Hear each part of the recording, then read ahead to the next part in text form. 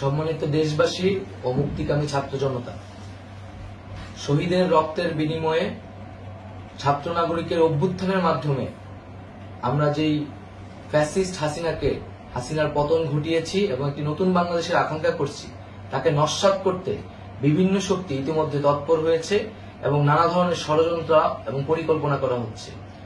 আমরা মুক্তিকামী ছাত্র জনতার পক্ষ থেকে স্পষ্টভাবে বলতে চাচ্ছি যে এই বাংলাদেশকে ফ্যাসিবাদী রেজিম থেকে মুক্ত করার জন্য এবং একটি নতুন বাংলাদেশ, জনগণের বাংলাদেশ প্রতিষ্ঠার জন্য সকল ধরনের ষড়যন্ত্রকে নস্যাৎ করার জন্য, প্রতিহত করার জন্য বাংলাদেশের ছাত্র জনতা কিন্তু সদা প্রস্তুত রয়েছে। আমরা দেখতে পাচ্ছি নানান জায়গায় লুটপাট, সহিংসতা এবং সাম্প্রদায়িক হামলার মতো ন্যাক্কারজনক ঘটনা ঘটছে। আমরা এর তীব্র নিন্দা জানাচ্ছি এবং আমরা মুক্তিকামী ছাত্র জনতার প্রতি আহ্বান জানাচ্ছি যে এই ধরনের ঘটনাকে প্রতিহত করার জন্য আমাদেরকে প্রস্তুত থাকতে হবে, আমাদেরকে দায়িত্ব নিতে হবে। কেউ যাতে এই আন্দোলনকে নস্যাৎ করার জন্য এই ধরনের ঘটনা ঘটানোর সুযোগ না পায়, সেদিকে আমাদের সদা সতর্ক থাকতে হবে।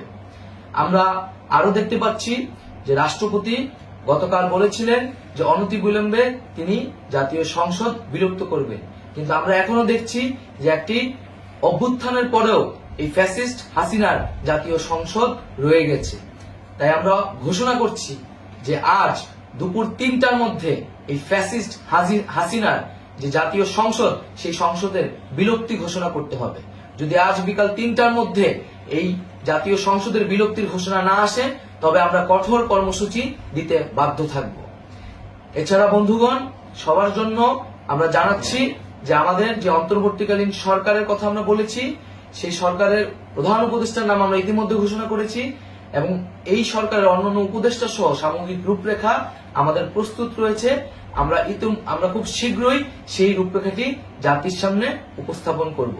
আমরা বাংলাদেশে স্থিতিশীলতা চাচ্ছি, সমাজে ন্যায় বিচার চাচ্ছি, সেজন্য কার্যকর পদক্ষেপ নিতে হবে এবং তার প্রথম পদক্ষেপটি হতে হবে এই জাতীয় সংসদ ভেঙে দেওয়া। এবং সবার প্রতি আহ্বান থাকবে, আপনারা শান্তিপূর্ণভাবে অবস্থান রাখুন, শান্তিপূর্ণভাবে এবং অহিংসভাবে এবং সকল পরিকল্পনাকে, ষড়যন্ত্রকে নস্যাৎ করার জন্য সদা সতর্ক থাকুন।